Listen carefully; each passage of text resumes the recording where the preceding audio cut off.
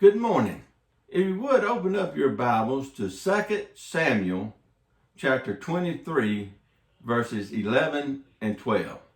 2 Samuel chapter 23 verses 11 and 12.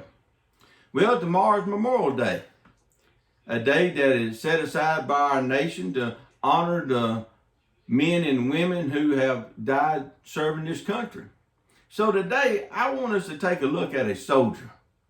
I want us to take a look at a soldier who was a highly trained soldier who was part of King David's bodyguard. And what we're going to look at in these verses today, we're going to see that what's happening here is the Philistines are attacking Israel. And they attack in this huge field of lentils.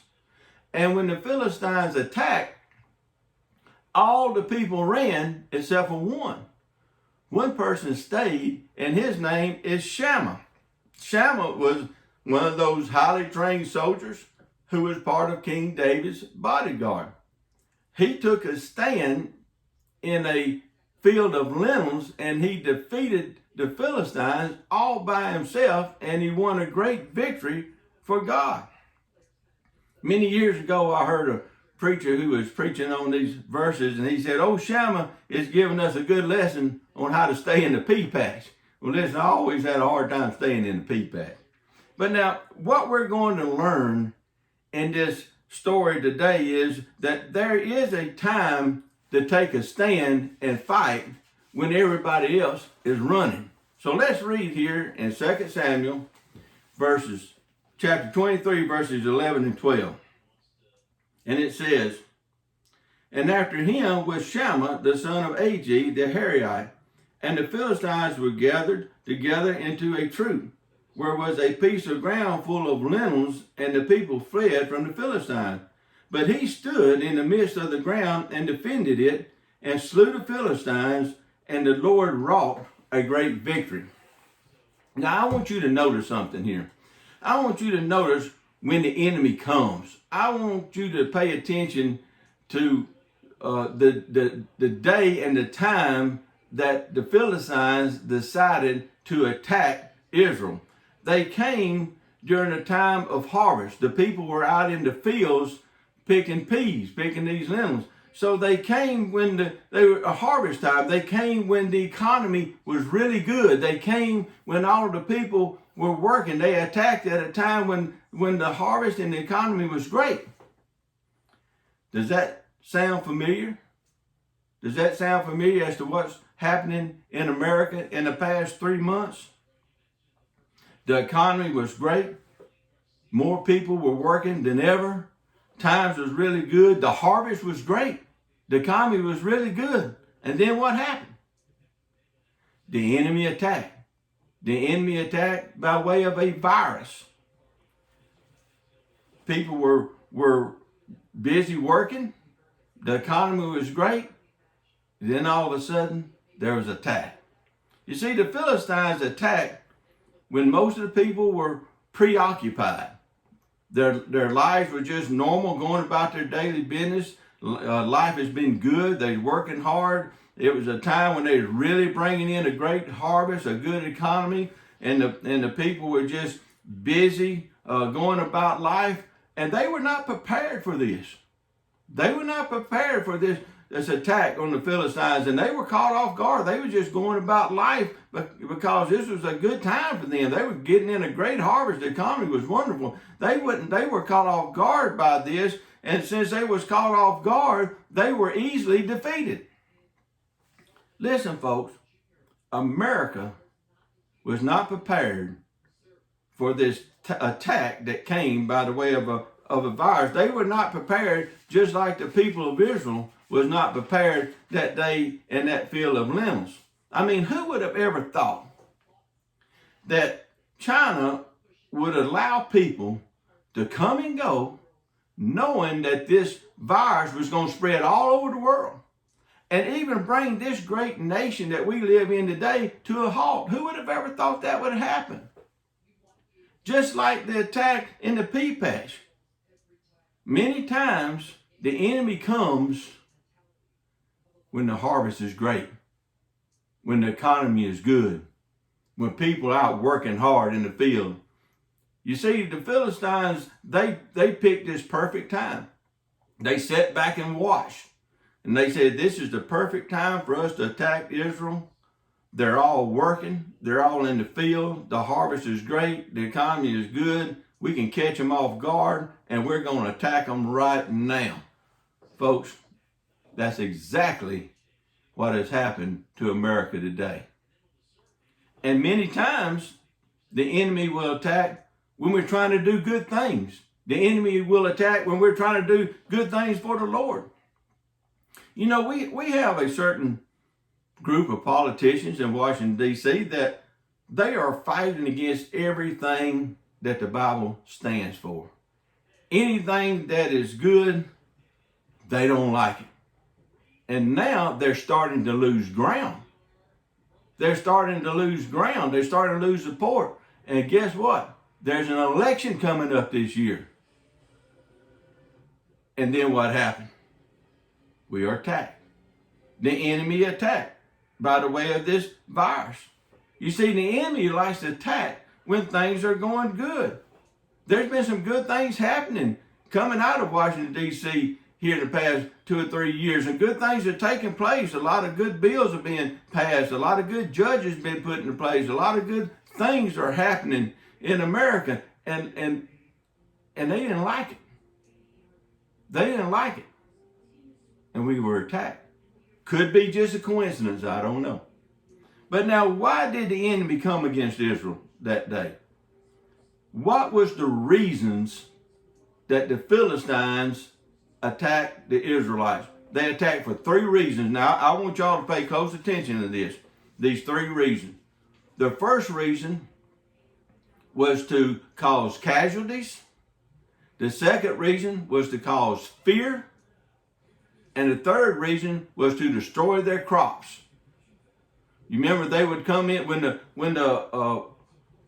Philistines would attack. What they would do is trample down the fields. They would trample down the pea patch so that they couldn't gather up the harvest anymore. That's why they attacked in the pea patch. That way they can attack the economy. They can trample down the fields, and then they would have no food. So just think about that for a moment. Think about those 3 reasons that the Philistines attacked Israel at that certain time. What was the first one? Casualties. Casualties. What was the second one? Fear. And the third one was to destroy their crops, to destroy their economy. Isn't that exactly what is happening in America today? You see, the Philistines knew that if they could wound their enemy, if they could take away their food, if they could take away their economy, and if they could put fear into their life, they knew that they could be easily defeated. See, it would be easy to defeat us, so the soldiers would just march through there and they just stomp down their crops and they just destroy their economy, and there's no way that they could pay their bills. There's no way that they could feed themselves or their children. So Philistines knew that if they go in there and destroy their economy, that they could have a great victory over them and be defeated. Well, folks, I pray that that's not the enemy's plan for America today. I pray that that's not the plan. But now think about it. Think about it. The first reason that the enemy attacks was for casualties. There's been 94,729 deaths from this enemy called the virus. There have been 1,577,758 casualties from this enemy we call the virus. And then, and what is the second one? The second reason is fear. Fear has shut down this great nation that we live in today. Fear has caused unemployment to be the highest rate that has ever been. Fear has caused businesses to go out of business, to shut their doors. It's been open for many, many years. Fear is shutting down our whole country. Listen, folks, we are playing right into their hands. Now, what's the third reason that the enemy attacks? To destroy their crops, to stomp down their pea patch. Listen, again, that is exactly what is happening to America today. They have destroyed our economy. They have stomped down our pea patch. I want to let you in on a little secret this morning. The devil and the enemy, listen, they don't care. They don't mind it at all when America is going along with the rest of the world. They don't mind it when America is doing whatever the rest of the world wants America to do. They're fine with that. The enemy, they don't mind it when America is paying billions of dollars into other nations and to other organizations that don't even like us. The enemy don't mind that at all. The enemy don't care that we have governments who are legalizing sin and killing millions of unborn babies. The enemy don't care about that. The enemy don't care that the government is making the hardworking people foot the bill for those who don't want to work. The enemy don't care that the government is making the American citizen pay the way for illegals to come in here and live. The enemy don't care about that. The enemy don't care. But when America starts deciding to get serious and do something good, when America starts to drain the swamp, if you will, when America starts to put American citizens first, when America stops funding all of these dishonest organizations, when America makes the rest of the country, the rest of the world pay their fair share on what's happening in the world today, when America puts Americans first when it comes to world trade, when America starts doing good things like that, they don't like it and the enemy will attack. The enemy will attack. But as long as America does nothing and goes along with what the world wants America to do, as long as America travels down that same old road they've been traveling down for so many years, playing right into the world's hand and letting the whole world take advantage of America and our finances, as long as America is doing what the world wants America to do, the devil is happy and the enemy will not attack. But when you start doing something good, when you start doing something worthwhile, then the enemy does not like it, and the enemy will attack.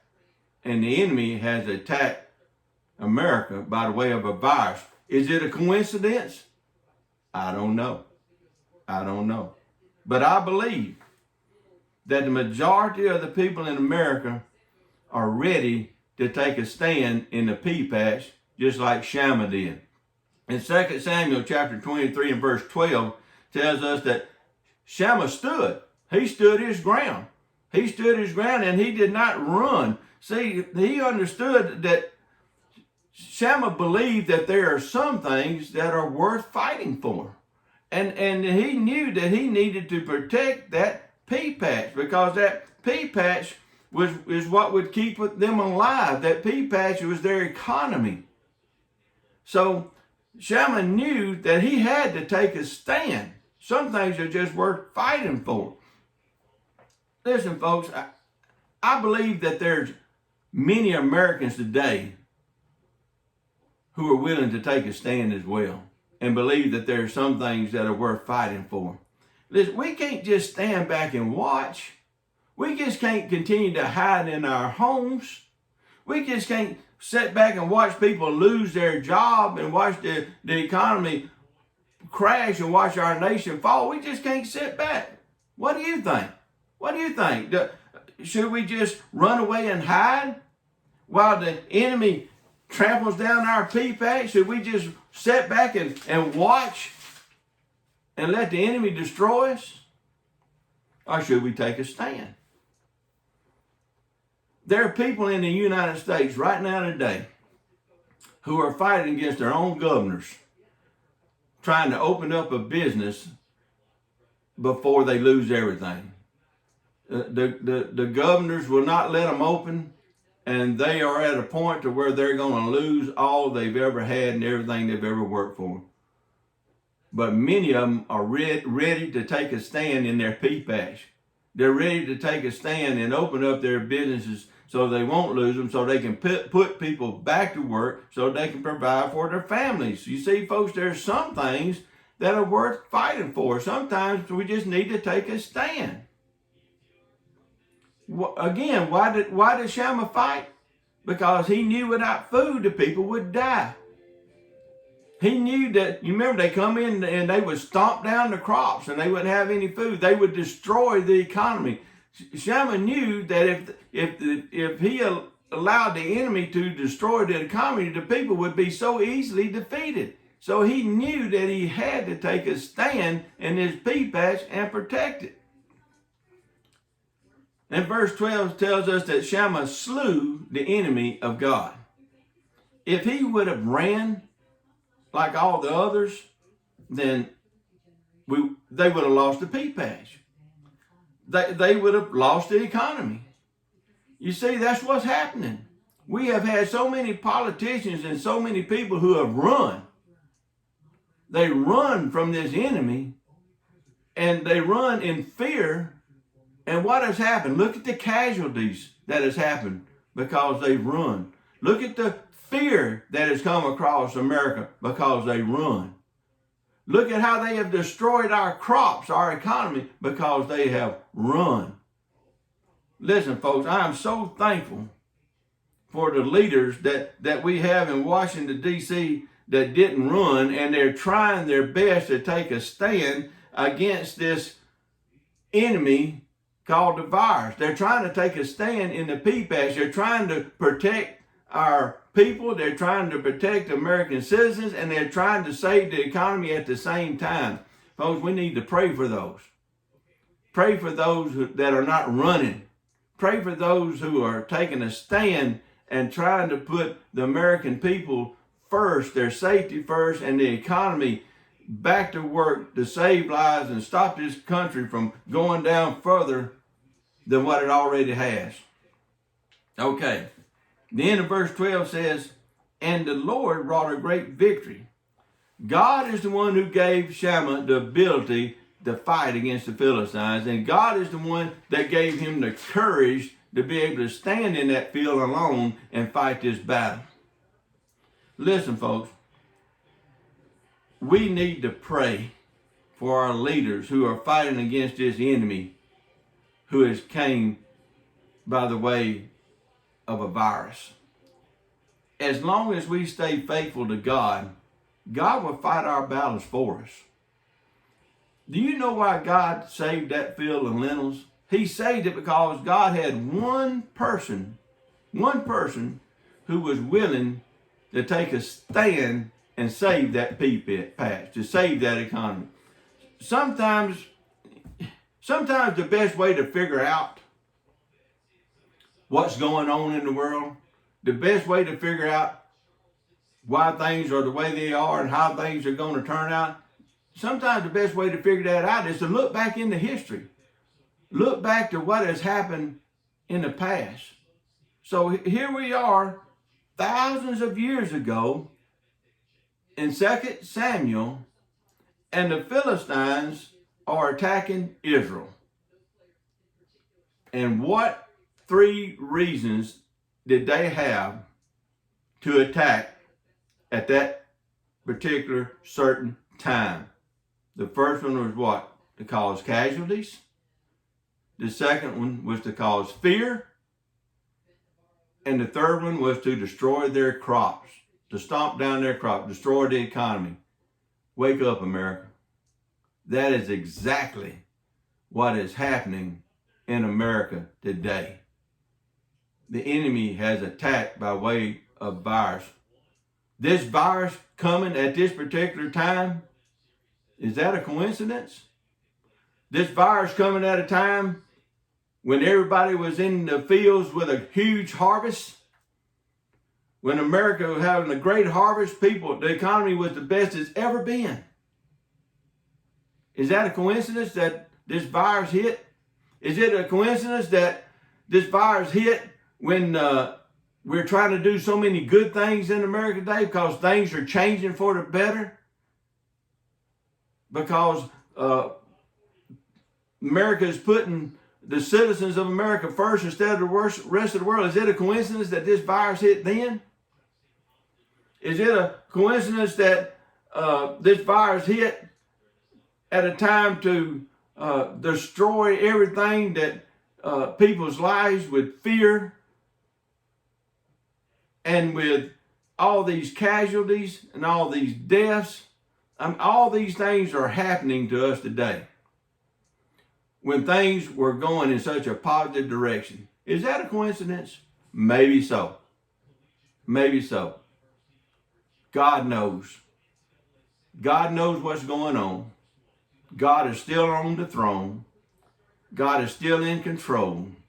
So when you get into a situation where there's nothing you can do about it, then you pray to the one who can do something about it, and that's God. Trust in the Lord. Listen, folks, we have got to pray for this great nation that we live in, that so many men and women died for to protect what we're celebrating tomorrow. This is a great country we live in today.